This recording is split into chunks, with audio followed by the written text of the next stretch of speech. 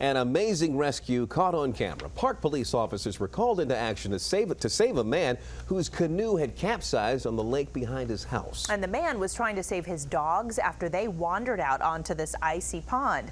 Jennifer Donnellan has more on the fast action taken to save the man's life.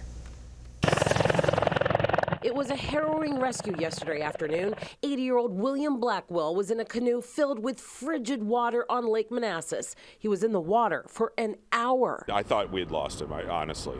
Channing Blackwell arrived at his parents' home in Gainesville 10 minutes after his mother called 911 for help. It was the longest, probably 50 minutes of my life. It all began when his parents' beloved two poodles, Coco and Bella, broke through an electronic fence chasing after geese onto the ice-laden lake. The dogs fell through. Blackwell, a lifelong canoeer and structural engineer, managed to paddle his canoe on the ice 150 feet out to the dogs.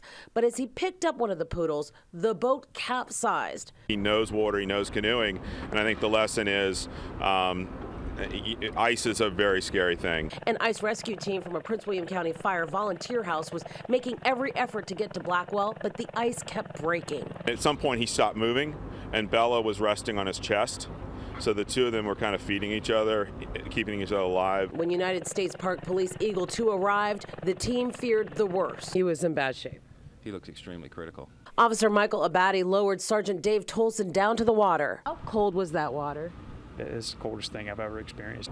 Dad was so stiff and caught into the canoe that when they wrapped him and they pulled him up, the canoe went with him. Tolson got him loose and they got Blackwell out. The chopper took one more pass to look for other survivors. And that's when they saw the family's two dogs. So the co-pilot jumped in this rescue basket, went down twice, and pulled the dogs out of the frigid water. Sadly, one of the poodles did not survive.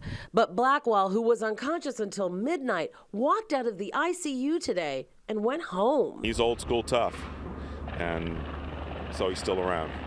It's a miracle he's alive. In Fairfax, Jennifer Donnellan, ABC 7 News.